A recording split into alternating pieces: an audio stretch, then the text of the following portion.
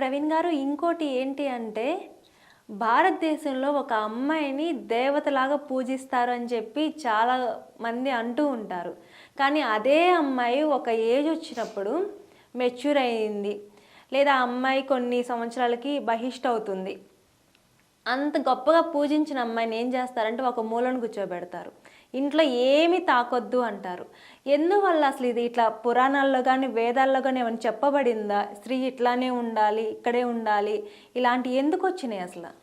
మీ క్వశ్చన్ని సింప్లిఫై చేసి చెప్తాను. బహిష్ట సమయంలో ఎందుకు మూలన కూర్చోబెడతారు? అవును, రైట్, అంతే కదండి. మూలన కాకుండా ఒక రూమ్లో అయినా కూర్చోబెట్టచ్చు. దీనికి వేదంలో ఉంది, యజుర్వేదంలో ఉంది, ఇటు పురాణాల్లో భాగవతంలో చెప్పబడారు, చాలా పురాణాల్లో దీని గురించి ఉంది. వృత్రాసురుడు అనే ఒక రాక్షసుడు ఉంటాడు. అంటే దీని మూల స్టోరీ చెప్తున్నాను. ఫస్ట్ ఎందుకు స్త్రీలకు బహిష్కృతం అనేటువంటి అంశం, అంటే ఈ 3 రోజులు కూర్చోబెట్టడం అనే అంశానికి మూల స్టోరీ చెప్తున్నాను. యజుర్వేదంలో కూడా ఈ అంశం ఉంటుంది. వృత్రాసురుడు అనే ఒక రాక్షసుడు ఉంటాడు. అతడు ఏంటంటే ఒకనొక సందర్భంలో బృహస్పతికి ఇబ్బంది వస్తే ఇతడు దేవతలకు గురువుగా హోమం చేస్తూ ఉన్నాడు. ఇతడికి 3 శిరస్సులు ఉంటాయి.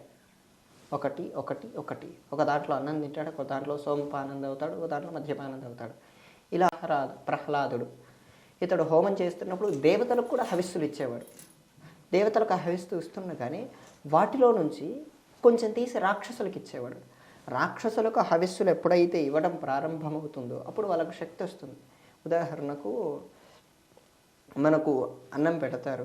అన్నం పెట్టినప్పుడు వేరే వాళ్ళకు కూడా లేనప్పుడు అన్నం పెట్టడం మంచిదే. వాళ్ళ దగ్గర కూడా అన్నం ఉంది, కానీ ఒకానొక శక్తి, ఉదాహరణకు అమృతం మీ దగ్గర ఉంది, అది మీరు మాత్రమే తాగాలి. మీరు కాకుండా వేరే వాళ్ళని తాగారనుకోండి, వాళ్ళకు కూడా శక్తి వస్తుంది. మీతో పాటు ద్వంద్వ యుద్ధం చేస్తారు. ఇప్పుడు లోకం ఏమవుతుంది? నాశనం అవుతుంది. అదే ఇక్కడ కారణం. వృత్రాసుడు అలా రాక్షసుడికి ఎక్కువగా హవిస్సులు పంపించడం ద్వారా వాళ్ళు కొంతమంది శక్తిమంతులు అయ్యారు. ఇలా ఇంద్రుడు గమనించి ఆ వృత్రాసుడిని యుద్ధంలో చంపేశాడు. అతన్ని చంపేయటం ద్వారా అతడి దేవతల గురువుగా పెట్టారు కాబట్టి అతడికి బ్రహ్మహత్యా మహాపాతకం అనేది అంటుకుంది. అతడు భారతదేశంలో ఉండేటువంటి అనేక పుణ్యనదుల్లో స్నానం చేశాడు. అయినప్పటికీ చాలా మటుకు పోయింది, ఇంకొంచెం ఉంటే అతడు కొంతమందిని పిలిచి, నా దగ్గర ఇలా బ్రహ్మహత్య మహాపాతకం ఉంది, ఈ పాతకం ఉండటం ద్వారా నేను లోకాన్ని సరిగ్గా పాలించలేకపోతున్నాను, నేను ఇంద్ర పదవిలో కూర్చోలేకపోతున్నాను, సో మీరు నా దగ్గర ఉండేటువంటి బ్రహ్మహత్య మహాపాతకాన్ని మీరు తీసుకోండి, నేను మీకు మీరు అడిగిన వరాన్ని ఇస్తాను అనేటువంటిది అడిగితే 3 ఒప్పుకున్నారు. అందులో మొదటిగా స్త్రీలు, చెట్లు, భూమి, నీళ్ళు, ఈ 4 ఒప్పుకున్నాయి. మీరు నీళ్ళలో చూశారనుకోండి, ఎక్కడైనా సముద్రంలో నురుగుగా ఉందనుకోండి, అంటే కొన్ని అలలుగా కొట్టుకొని నురుగుగా ఎక్కువగా వస్తాయి.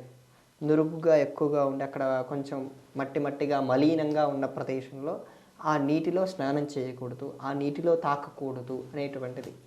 ఆ నీళ్లు బ్రహ్మహత్య మహాపాతకాన్ని ఒక దోషంగా స్వీకరించాయి 4 భాగాల్లో. అలాగే చెట్లు ఉన్నాయి అనుకోండి, చెట్లు కూడా ఇంద్రుడి దగ్గర నుంచి బ్రహ్మహత్య మహాపాతకాన్ని తీసుకున్నాయి. ఆ తీసుకునేటప్పుడు చెట్లు ఒక వరాన్ని కోరాయి. ఆ వరం ఏంటంటే, మా చెట్లను ఖండించినప్పుడు మేము పూర్తిగా నిర్మూలం అవ్వకూడదు. ఉదాహరణ, మీరు చెట్టు కొట్టేశారు, ఆ చెట్టు కొట్టేసినప్పుడు పక్కన కూడా చిన్న చిన్న చెట్లు మొలుస్తాయి. అవును, దానికి కారణం ఇదే. భూమి కూడా ఈ బ్రహ్మహత్య మహాపాతకాన్ని తీసుకుంది. ఈ బ్రహ్మహత్య మహాపాతకాన్ని తీసుకునేటప్పుడు భూమి ఒక వరాన్ని కోరింది. ఆ వరం ఏంటంటే, భూమిని ఎవరైనా తవ్వినప్పుడు సంవత్సరంలోపు దాని మీద ఏమీ కట్టడం కానీ ఏమీ చెయ్యకపోతే అది మళ్ళీ బూడిపోవాలి.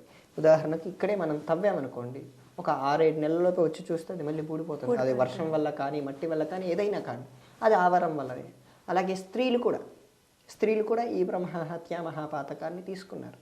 ఈ స్త్రీలు తీసుకున్నప్పుడు వాళ్ళు ఏంటంటే, నాకు సంతానం కావాలి, సంతానం మాకు కలగాలి అనేటువంటి గొప్ప వరాన్ని కోరుకున్నారు.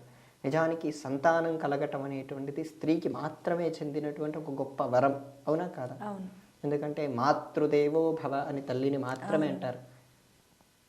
మరి అంత గొప్ప వరాన్ని వీళ్ళు పొందారు. ఇలా బహిష్ట సమయంలో ఎందుకు మూలన కూర్చోబెడతారు? ఈ బ్రహ్మహత్య మహాపాతకాన్ని పొందినప్పుడు వారికి శరీరంలో చాలా ఇబ్బందులు కలుగుతాయి. ఉదాహరణకు బహిష్ట సమయంలో ఎక్కువగా పని చేయబుద్ధి కాదు, ఆలోచన శక్తిలో కూడా చాలా తేడాలు ఉంటాయి. ఎందుకంటే మీకు తెలిసిందే, ఆ సందర్భంలో ఏ పని చేయలేము, చేయాలనిపించదు ఫస్ట్ థింగ్. అటువంటి సందర్భంలో ఏవైనా తాకినప్పుడు అవి మలీనం అవ్వకుండా, ఎందుకంటే మనమే ఆ సందర్భంలో బయటగా ఉంటాం కాబట్టి అవి మలీనం అవ్వకుండా ఒక రకమైనటువంటి విధానం. ఈ 3 రోజులు నువ్వు రెస్ట్ తీసుకో, నువ్వు సినిమాలు చూడు, ఒక చోట కూర్చో, నీకు ఆహార పదార్థాలు నేను చేసి పెడతాను. భర్త అయిన వాడు నేను వండి నీకు తెచ్చి నేను ఇస్తాను. నీళ్లు కావాలడుగు, నీళ్లు కావాలని చెప్పి పిలిపేయి, నేను తెచ్చిస్తాను. నీకేం కావాలన్నా సరే నేను తెచ్చిస్తాను. అటువంటి ఫ్రీడమ్ స్త్రీకి సనాతన ధర్మం ఇచ్చింది. కానీ ఇవన్నీ వదిలేస్తే మీకు ఉదాహరణకు ఆ 3 చక్కగా పాటిస్తున్నాయి. ఏ 3? చెట్లు, నదులు, అదే సముద్రం, భూమి ఇవి చక్కగా పాటిస్తున్నాయి. స్త్రీలే కొంతమంది వదిలేశారు, చాలామంది పాటిస్తున్నారు, కొంతమంది వదిలేశారు. ఇవన్నీ వదిలేయటం ద్వారా వాళ్ళకే ఇబ్బందులు కలుగుతాయి. ఉదాహరణకు మీరే ఉన్నారనుకోండి, ఇప్పుడే కొత్తగా నేను కొద్ది కాలం కిందటే విన్నాను. అది ఏంటంటే 5 రోజులు అయినా సరే కొంతమంది బహిష్టులు అవుతూనే ఉంటారు. ఎందుకంటే వారు ఎక్కువసేపు వర్క్ చేస్తూ ఉండటం ద్వారా. ఆ 3 రోజులైనా సరే వారు సెలవు తీసుకోవాలి. అలా తీసుకోకపోతే వాళ్ళకే శారీరకమైన ఇబ్బందులు వస్తాయి, అవునా కాదా? ఆ 3 రోజులైనా బహిష్టులు అయినప్పటికీ వాళ్ళు శరీరం మీద శ్రమ పెంచి చేస్తే ఖచ్చితంగా శారీరకమైన వ్యాధులు, ఇబ్బందులు ఖచ్చితంగా కలుగుతాయి. ఆ 3 రోజులు స్త్రీకి సంపూర్ణమైన స్వేచ్ఛ. మగవాడే ఆ 3 రోజులు పనిచేసి తనకు కావలసినటువంటి అవసరమైన విధానాలన్నీ తెచ్చి ఇవ్వాలి. ఇంత స్వేచ్ఛ అయిన విధానాన్ని మీరు అంత కుదించేసి ఎలా చెప్తారు? అంటే కొన్ని ప్రాంతాల్లో ఏంటంటే ప్రవీణ్ గారు ఇది ఒక మూఢ ఆచారంలాగా మారిపోయింది. అంటే ఇంట్లో కూడా ఉండకూడదు, ఒక ఊరు బయట ఒక ఇల్లు చిన్నది నిర్మించి అక్కడే పెట్టాలి అనేవి కూడా కొన్ని వచ్చినాయి. అంటే ఎలాగంటారు? బహిష్టు వచ్చిన స్త్రీ ఏంటంటే ఇంట్లో కూడా ఉండకూడదు. నేను రీసెంట్గానే ఒక వీడియోలో చూడటం జరిగింది. ఆ ఇంట్లో కూడా ఉండనీయకుండా తీసుకెళ్ళి ఒక ఇల్లు, ముట్టిల్లు అని చెప్పి పక్కన పెట్టి ఊరికి, ఇంకా అది అయిపోయిందాక అక్కడే ఉండాలి, స్నానం చేశాకే ఊరికి ఇంట్లోకి రావాలి అని. ఇది ఇంత మూఢాచారంగా అసలు మారటానికి కారణం ఏంటి? ఆవిడకి ఆహారం ఎలాగంటే అప్పుడు 3 రోజులు అప్పుడు వాళ్ళ ఇంట్లో వాళ్ళు ఎవరో తీసుకెళ్ళి అక్కడ బయట పెట్టేసి రావటం. ఇది ఇంట్లోనూ చేసుకోవచ్చు, వేరే బయట ఏమక్కర్లేదు. ఇంట్లోనే ఒక పక్క లేదా సింగిల్ బెడ్రూమ్ అంటే ఒక రూమ్ ఆవిడకి కేటాయించేసి నువ్వు హాల్లో మొత్తం పెంచేసి మనకు కావాల్సిన ఆహారము, నీరు వారు తాకకుండా అందించటమే. ఆ 3 రోజులు వారు పూర్తిగా స్వేచ్ఛయే. వారు నెట్ఫ్లిక్స్లో సినిమాలైనా చూడొచ్చు, వాళ్ళ ఇష్టం ఏమైనా చేయొచ్చు. ఆ 3 రోజులు ఆ 3 రోజులు ఒకే చోట కూర్చొని ఉండటం అనేది వారికి ఆరోగ్యంగా చాలా మంచిది, అవునా కాదు? మీరే చెప్పండి.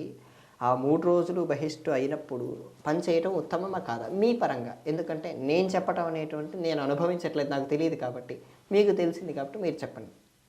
పని చేయొచ్చా? అంటే ఇప్పుడున్న సిచ్యువేషన్ ఏంటంటే జాబ్కి వెళ్ళి చేయాల్సిన బహిష్టు సమయంలో అంటే చాలా ఇబ్బందులు ఉంటాయి అమ్మాయిలకి. అమ్మాయిల పరంగా చూసుకుంటే చాలా ఇబ్బందులు మనం ఫేస్ చేయాల్సి